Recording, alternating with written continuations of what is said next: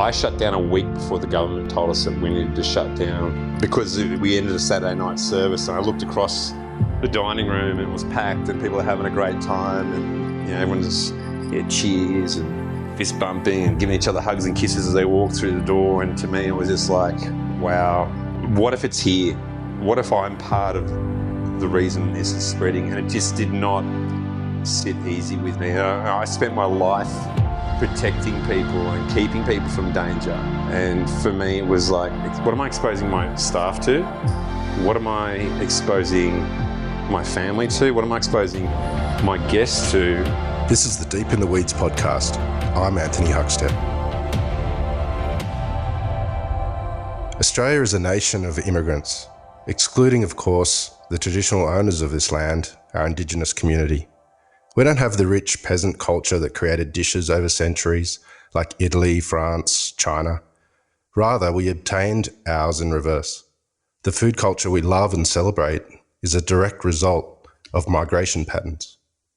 Each new wave of migration resulting in a wave of the food from the original homeland of new Australians.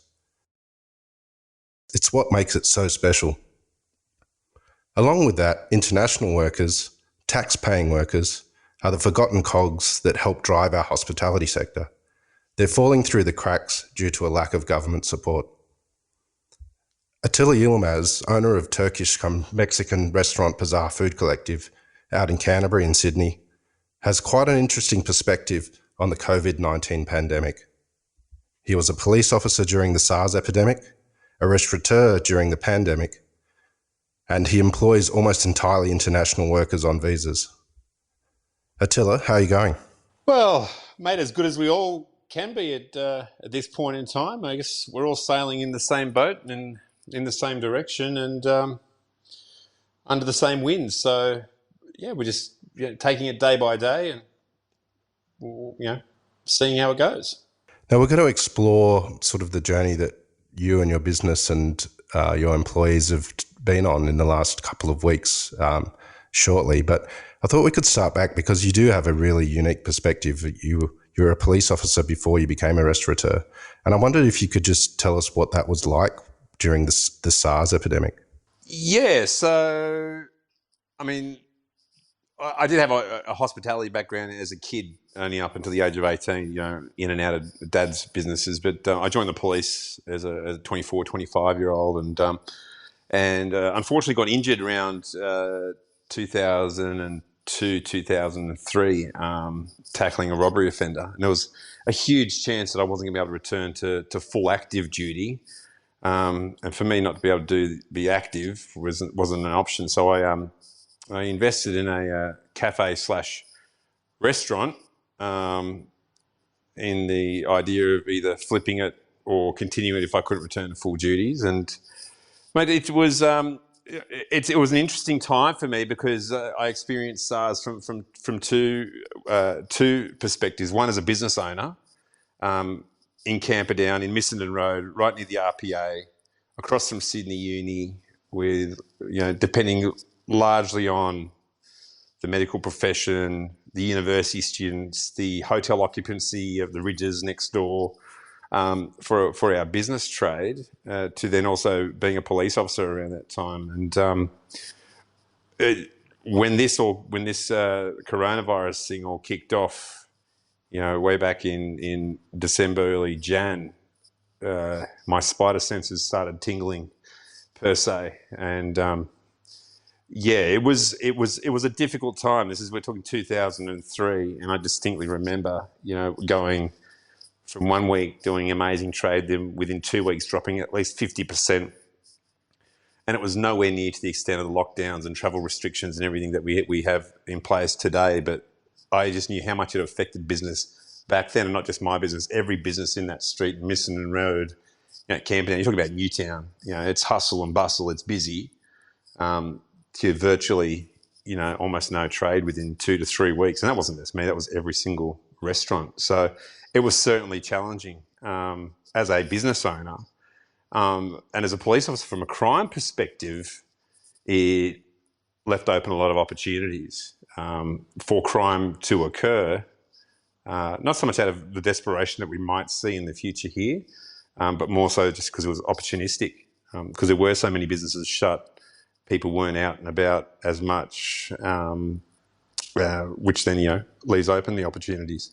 You sort of touched briefly on sort of the situations and circumstances which altered your policing career.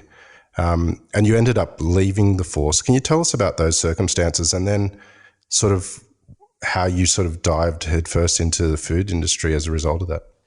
So let me make it clear, policing is still a passion and a love of mine, and I will always dearly miss it. And there's not a day that goes by I don't wish I was putting on my uniform and going to work, despite all the successes and the accolades and everything I've had since leaving the police. I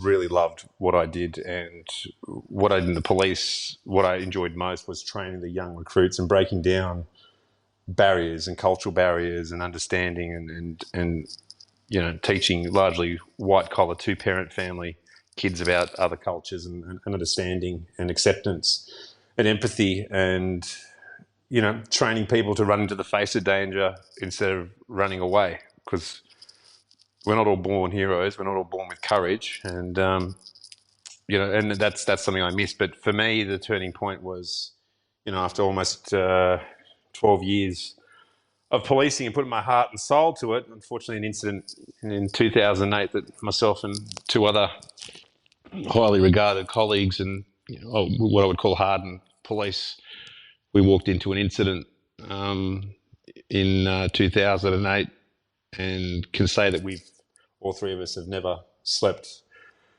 properly since that night. So I was diagnosed with PTSD a couple of years, 2-3 years after that, still performing at my peak in the police, and winning highly distinguished awards and being nominated for Police Officer of the Year. But at home, I was a mess. I was falling apart, and the PTSD was taking its toll, and eventually did. And eventually, it wasn't healthy for me to be there. I started second guessing myself, which I'd never done, and I didn't want to be the person knocking on your wife's door and saying, "Hey," or husband's door and saying, "Sorry, my partner died because I second guessed or I made a bad choice." So for me, it was a decision that I didn't make, but in the end, it was a healthy choice to leave, and leave with my head held high. And you did have that food background as well. And, I've spoken to you in the past and stuff like that, and you kind of found a bit of solace in food.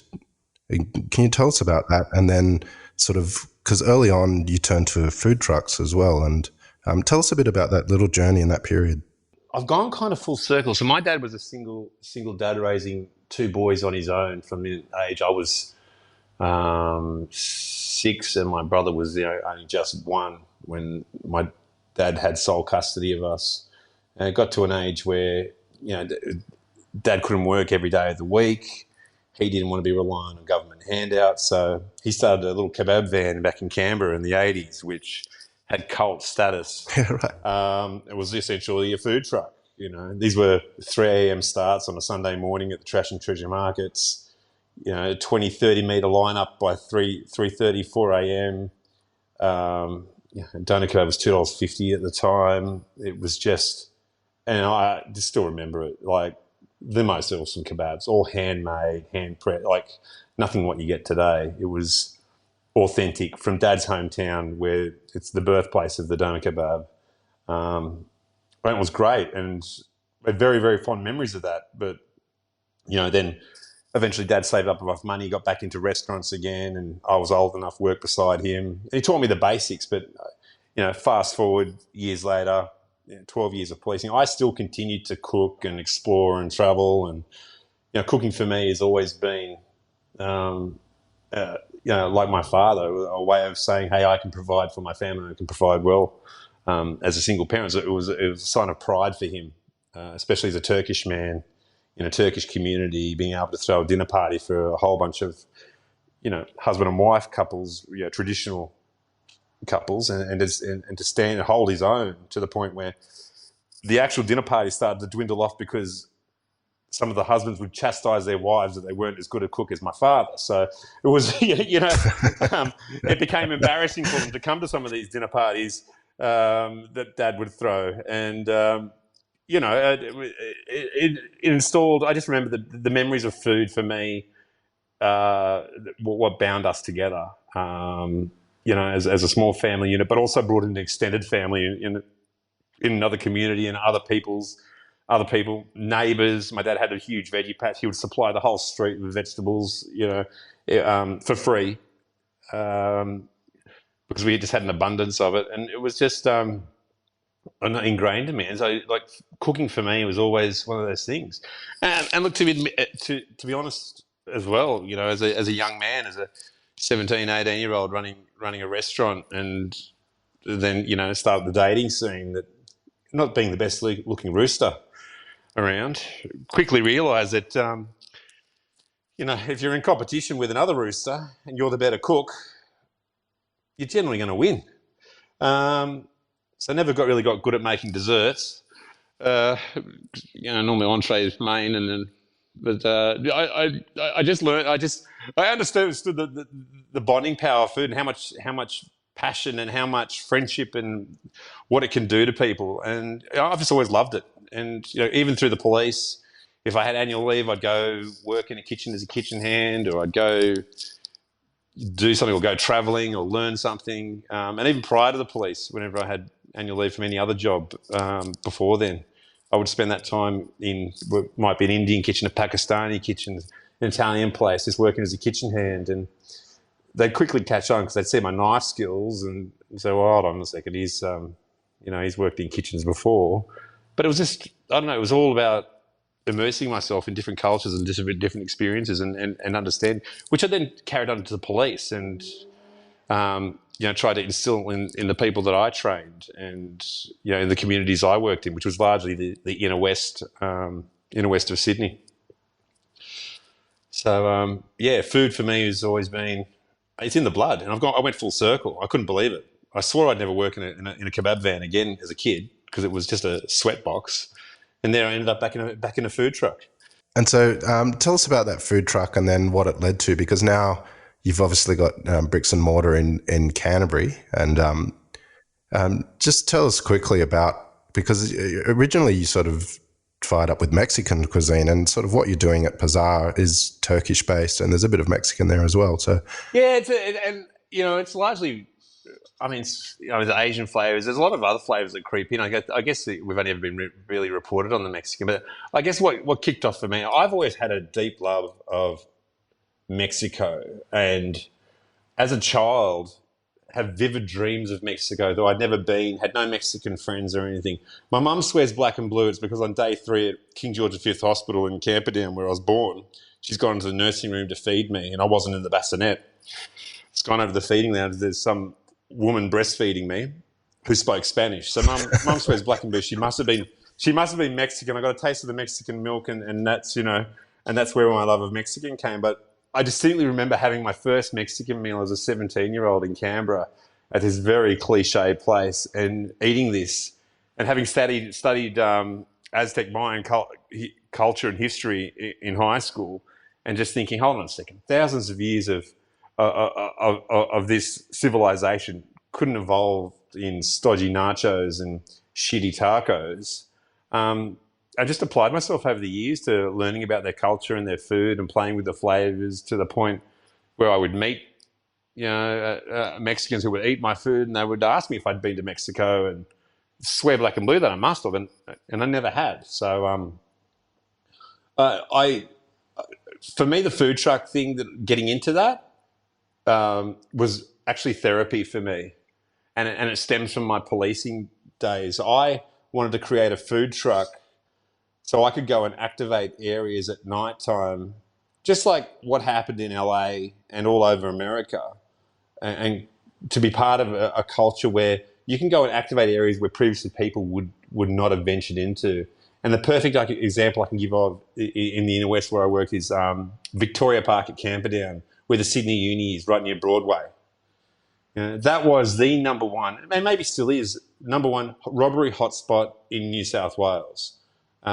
Uni students were getting rolled, people were getting mugged there constantly, to the point where we were doing plainclothes surveillance in the parks, just sitting there 2, 3 o'clock in the morning waiting for something to happen. And it did on occasion. But I also distinctly remember sitting there one night and looking across, and I was sitting there with a mate of mine in the cops who was also a bit of a foodie. I said, just imagine, I said to him, just imagine if there was a food truck or something here at night, some sort of activity, some sort of public eye or a night watchkeeper, that people could walk through this park safely and feel, and it would deter crime.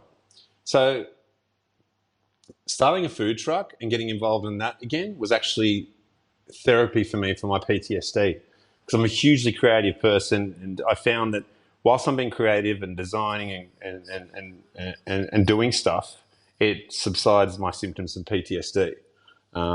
It helps me cope with it. So really, it all started as a therapy exercise, because I didn't want the meds. So that's how it kicked off. Yeah, that's pretty understandable. And if you haven't been to Pazar Food Collective out at Canterbury, it's the sort of place that if you drove past it, you wouldn't kind of know it's there, and unless you knew about it, But then when you walk inside, it's like this hive of energy. It's like being at a friend's backyard party. Like it's lots of people, lots of energy, lots of fun, amazing food, amazing aromas, and it's out in the suburbs. I mean, I've eaten there a few times. I love it. But I think what you're talking about with the food truck is sort of epitomized in bricks and mortar as well, in the sense that you've given the community something that, that all of Sydney could enjoy if they actually got in a car and would love. I mean, the original concept for the food truck was this place, Pazar, was Lalapita back in the day. It was spawned out of the fact that the food truck was taking so long to fabricate. We'd won the tender for the first 10 food trucks to be selected by the City of Sydney Council through this cooking competition and the hoo-ha and all that. And there was all this media behind it, and everyone's saying, where are these food trucks? Where are these food trucks? Which had been announced months in advance. But it was taking so long to fabricate that, and I was bleeding money. And so I launched this place, what is now Pazar, was Lalapita, as a pop-up. And I blacked out the windows, and it was totally clandestine. And look, I've been a law-abiding citizen all my life. I figured I was owed a few. I didn't have a DA to operate. I didn't have a liquor license. I blacked out the windows, and I thought, I need to test this concept now, because if I might be building this food truck for nothing. Because if they're not going to come to Canterbury to eat my food, they're certainly not going to follow a food truck around Sydney. So we just started as a pop-up, and it went gangbusters before the food truck was even built. And we just laid out the kitchen in exactly the same format that the food truck was going to be laid out in, just to test our method. And it went nuts to the point where it would not have been sustainable. We're talking 750 people, wow, on a Sunday coming through, 2,500 tacos, a line that was 20 metres up the road, out the door, mariachi bands. It was crazy. It was nuts. Council rangers would come in here and sit down the back and have a few beers. And I'd go up and go, look, we don't have a DA, right? Like, we don't care. we're having fun. You guys are doing all right. Let's just keep it going. So that's how it all started. To the point people would knock on the door late at night thinking this place was a brothel because the windows were blacked out and there was this little red light that streamed out underneath the door. Mind you, I'm thinking back and maybe I should have turned it into one, because it certainly might have been more profitable. Well, listen, it's Pazar Food Collective has, been won a lot of awards, and it's quite celebrated, and particularly stands out, in the suburbs of Sydney as well as, one of the best places to eat now.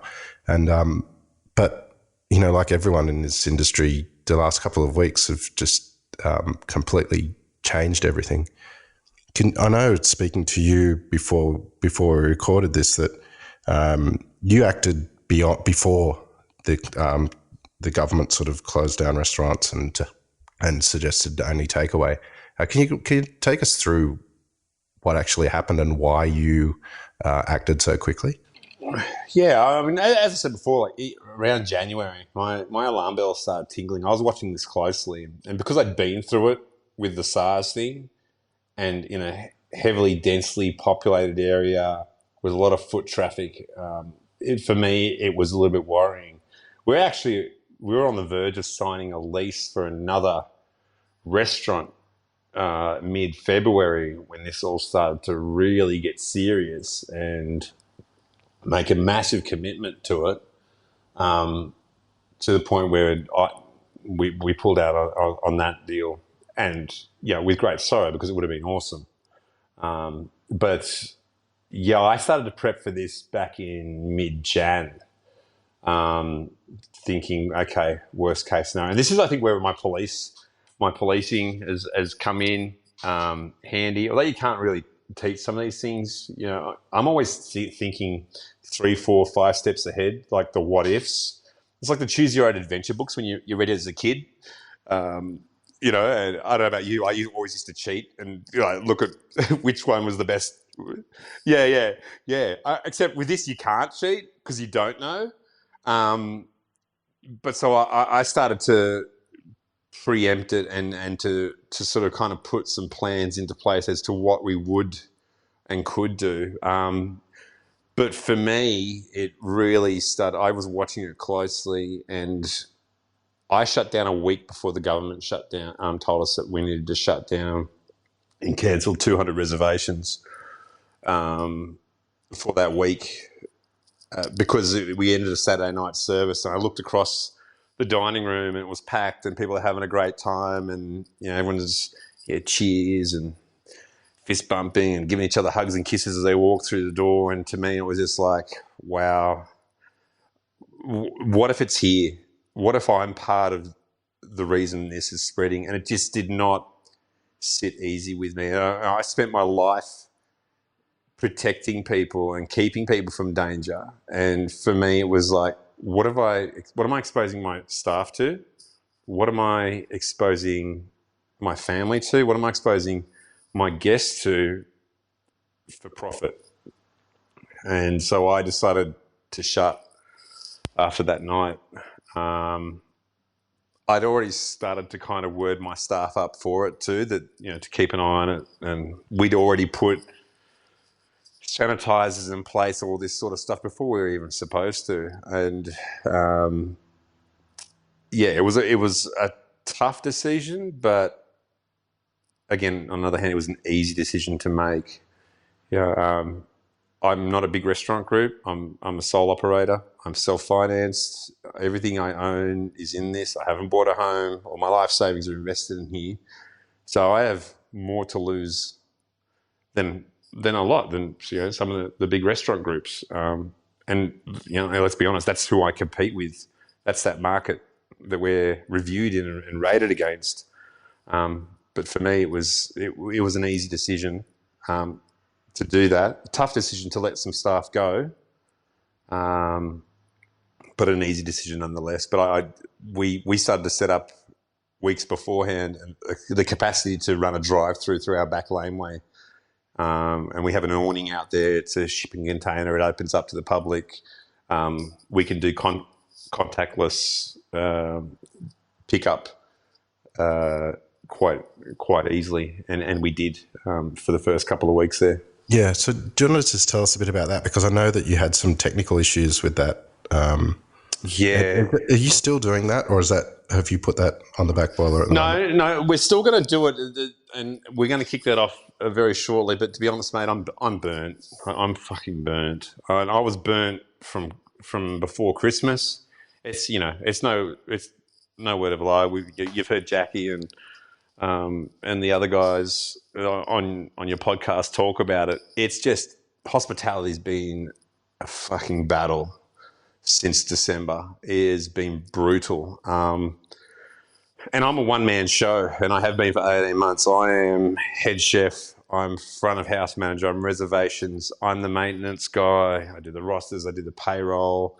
ordering, you name it, I'm doing it all. And I've been doing that for the last 18 months just because we can't attract industry professionals out to Canterbury. No one wants to work out this way, no matter what I've tried in the last 18 months to 2 years. It's just, there's a shortage. And, you know, I'm lucky enough that I design my menus and I design my system so that we will need the minimum level of skill in our kitchens. Having said that, my guys in the kitchen who aren't trained chefs get paid more than probably some of the larger restaurant groups, sous chefs and the like. Let's talk about some of your employees, because I know previously talking to you, you know, you want to give work to people that don't necessarily have the credentials on paper but want to work, and you're a big champion of international workers on visas, which is a lot of your workforce as well, and the ramifications have been dire on them. Can you tell us a bit about what's happened with them and your employees? Yeah, man, it's been tough. My father was an immigrant to this country, you know, and created his own opportunities. You know, and when he arrives, he talks about that, you know, never been really given a go. And I'm the opposite, and I guess I was in the police too. You know, we got a lot of people join that weren't really suitable for it, and I was a training officer for the first 6 weeks in, and you know, we decide whether they stay in or they don't. But I'm a big believer in opportunity and creating opportunities, and I'm proud to say that, you know, since we've opened here, I've sponsored two internationals and created lives for them in this country. I've also believe in giving people opportunities who show, you know, a passion and a love for what we do. I think that's why we succeeded. I mean, you know, apart from Alex Martin, who worked with us a couple of years ago, we've never really had any trained chefs in this kitchen. So it's largely been based on unskilled labour, and they've learned, you know, from me and what I can teach, and so on and so forth. But it's been tough because, yeah, don't get me wrong, we've tried to employ local, but the only people applying for the jobs are internationals, and that's the God honest truth. You know, every time I've advertised, I've had over, you know, 300-400 applicants, and I'm lucky to get one or two that might be local in there, but absolutely have no experience whatsoever. And that's not a big deal for me either. We don't care if you've got experience or not. Generally, we can teach you how to carry 3 plates and all that. As long as you've got a passion for food and love what we do and can pass that on to the customer, then that's great. So, yeah, I operate a little bit differently to most hospitality places in that respect, but it's been really, really difficult because they are like family to me. They have treated me like family as well. They've looked after me as much as I've looked after them, and you know, this place wouldn't be what it is without them. And it really guts me to know that if I can't keep this going, somehow or some way, they are going to suffer. You know, I've got one guy, he's been with me for the last 4 years. He's on the old 457 visa, which we just scraped through. He's on that bridging at the moment for his permanent residency. The reality is, if I close or go bust, he's going home unless he can find a job somewhere else. Which is pretty difficult at the moment. Which is difficult because they can't get home, for starters. Which is why also that everyone I've employed here, I've put on part-time, because a lot of them can only work 20 hours a week, but insisted on putting them part-time, paid part-time, put them on so they are accruing annual leave, they are accruing, you know, super, all that sort of stuff, which I'm a stickler for. It's my number one thing. No one's ever been paid late. Everyone is paid above award here. And still being profitable. And we're only a 4-night-a-week business too. I cut over 12 months ago. I cut this back to a 4-night-a-week business from 5 nights to make it more of a lifestyle business for some of my staff as well. So they work two of my guys work 4.5 days, and they always get their Sunday, Monday off completely, and then half their Tuesday as well. And they never rack up. In our busiest times leading up to Christmas, they might do up to 50 hours max. But even if we do start to creep into there, I start to nip that in the bud and look at systems, what we can do to cut that back. So my kitchen culture is very, very different, and always has been, to many other hospo places. What's the image of Pazar at the moment? Like, what's the status of the business and employees, and what's going to happen in the next couple of months for you? Yeah, so it's touch and go, and it's the thing is that we really don't know. The direction is, we've only got one option, and that is takeout.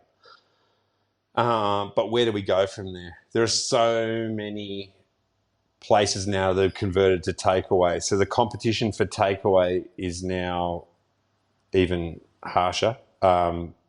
People's spends are a lot smaller. And so the considerations I have to make as a business owner are, how do I serve people and serve them safely, but in a speedy manner? And the reality is that the serving environment has changed. And, we can do on a Saturday night here at Pazar, 260 to 330 people on a Saturday night. And we're only a small restaurant. We can only seat probably 110, 120 at a time. So we did 2.5, 3 seatings. We serve them no sweat. So I look at each table as a docket, as an order, and I look at each takeaway order. So whether they're ordering $20 worth of stuff or $500 worth of product, it's still an order. It's still a table walking in the door. And what we're finding now is that we really have, in the evening, an hour and a half to 2 hours maximum window of opportunity to make our money. And the dilemma with me is that, how do we do that safely? How many cars can you process through your drive-through contactless safely in that period? And the reality is, you break it down, you can maybe do one car every 3 to 5 minutes coming through the drive-through. So that's kind of the stuff we're working on. Essentially, what's been happening and what caused a major system failure for us was, we had over 120 orders come through in the space of an hour and a half. So that's 120 tables all arriving, all wanting every single course delivered at exactly the same time onto their table, and it just doesn't work. And and the thing is that we have a brand, we have a reputation, and in my heart, I want to make money, but I can't cut corners and I can't compromise on product. So for you to come and eat here and go, oh my God, Pazar's amazing, and next they come and get drive-through and go, it wasn't as good as when we ate it, that doesn't sit well with me, and I don't want it to be that way. So what we're working on now is something that is, if you came here, had a shithole experience, I want you to go home and have a shithole experience. But I really do. I want you to go home and say, fuck, that's even better than eating there. And that's what I'm trying to achieve. I'm a bit of an A-type personality when it comes to that sort of stuff, but that's my major dilemma at the moment. And also IT issues. They've really let us down. I signed up to, I won't name names. They offered me the full support. We had web conferences, this and that, and this is prior to everyone going nuts over it. And all of a sudden, I'm no one to them, and all the other major players are more important than me. So getting IT support and getting people to help out to get the right system in place has been very, very difficult. So at the moment, I'm building it again, on my own, because currently I'm talking to Lithuania at 2 o'clock, 3 o'clock in the morning to try and get stuff done. And it's just, as lovely as they are, and it's now my top 3 destinations to visit, because let me tell you, Lithuanians are the most polite people in the world. Go there, check it out. I'm going as soon as we can travel again. Top 3 destinations, Lithuania. It's the only reason it's kept me with our point of sale system is that the customer support are so damn polite. I feel bad leaving because someone might lose a job.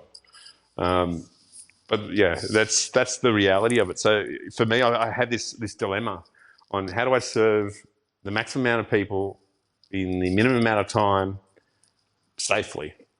What are the positives to come out of this pandemic? Personally, I've spent more time with my kids in the last week than I have in the last 18 months. So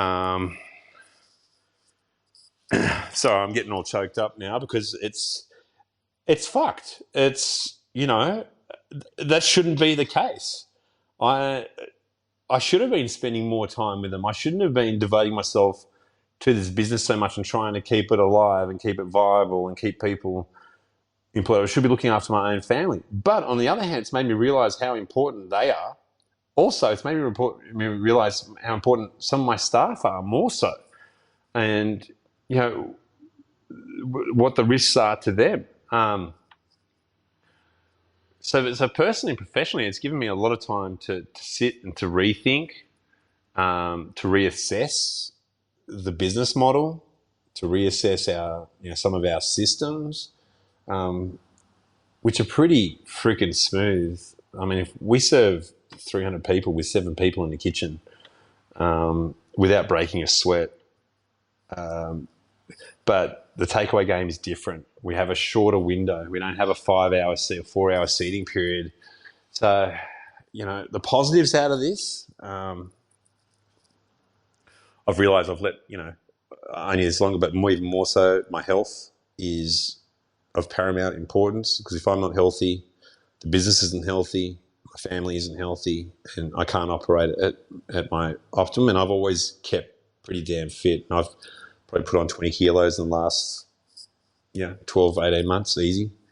Too much drink, too much of the good life after work, just, not focusing on what needs to be focused on, trying to numb the pain. And I've never been that way at all. These are difficult things for me. I have to deal with my own PTSD as well. And when I'm running a business and not being creative, that compounds. And I've realised that even more so, which says to me I need to find the right person to come in here and take over the management of this business so I can focus on the creative, which, we've tried to do, but it's a very difficult environment to kind of do that in. But the biggest positive out of this is realizing how important some of my staff and my family are, and how much I've actually missed out on in life by trying to create jobs for people, which is really what I've been doing for the last, to be honest, the last 12, 18 months is keeping the business alive, to keep people employed so they don't go home, because I've made a commitment to them, because there's a lot of other things I could do that would be a lot easier. But then again, I've been to hell and back, and I think my years of policing and what I've been through in my own personal life experiences have probably prepared me more for this than anything else. I don't know of many people that would be sitting in my situation running an entire business of this capacity on their complete own, from kitchen to front of house to ordering to payroll to the whole lot. And I often sit back and think, how the hell am I doing it? But positives, it's given time. It's given time for reflection, and I think this is what I think the whole industry will be doing right now, is reflecting on what they've been doing in the past, what they can do in the future, because I think the whole dining scene is going to change when we come back, and it's going to be a slow comeback too. It won't be rapid. It won't be, okay, everyone's clear, let's go back and open up again. I also know that, goddamn you, all you internet chefs now, leaking all your secrets, teaching everyone how to cook, like, you're all toe cutters. It's like, we're going to have no one to cook for. Everyone's going to cook better than us. I mean, seriously, the people are going to come out of this being amazing cooks and self-sustained. Dinner parties at home are going to be the new thing. Restaurants are going to be old school. I think people are still going to want to rely on other people to do the work, though. I know I certainly am. I think the big new trend, I'm starting an app now, I'm trademarking it, will be kitchen hands. It'll be, hire a kitchen hand for a night. So you cook and then there's a kitchen hand to clean up for you afterwards, so you can sit down and entertain your guests. Hire a kitchen hand. Geez, that'd be nice. I do all the washing up here. Mate, always a pleasure to talk. Keep in touch. Let us know what happens during the year, and stay safe. And thanks for talking to us. Thanks, mate, and thank you so much for all your support over the years. We get quite often forgotten about out here in the west and inner west, and it's very rare that people venture out this way to ride it and support us. But you have been a champion of Pazar, and my staff thank you. And my family, thank you, and I thank you, and you're a gentleman, and thank you for what you're doing for the industry. Awesome, mate. Talk soon. Thanks. This is the Deep in the Weeds podcast. I'm Anthony Huckstep. Stay tuned as we share the stories of Australia's hospo community, suppliers and producers in search of hope during this pandemic. Special thanks to executive producer Rob Locke for making this all happen. Stay safe, isolate, and be well.